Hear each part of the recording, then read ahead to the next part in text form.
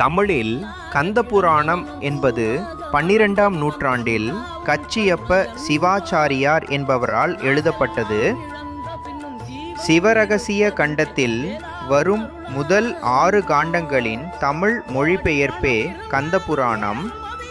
கந்தபுராணம் சிவபுராணங்கள் 10ல் ஒன்றாகும். இது 100,000 ஸ்லோகங்களால் ஆனது.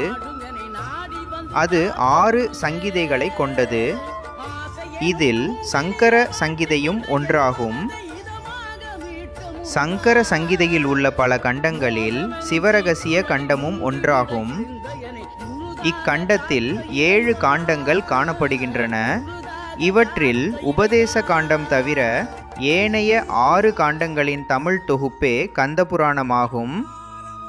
உற்பத்தி காண்டம், அசுர காண்டம், மகேந்திர காண்டம், யுத்த காண்டம், தேவ காண்டம், தட்ச காண்டம் என்று 6 காண்டங்களை உடையது.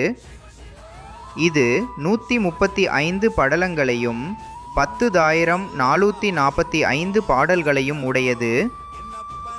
முருகப்பெருமானின் வரலாற்றை முறையாகவும் முழுமையாகவும் கூறுகிறது. மேலும் கந்தபுராணம் பற்றி அறிய லைக், சப்ஸ்கிரைப் செய்யுங்கள்.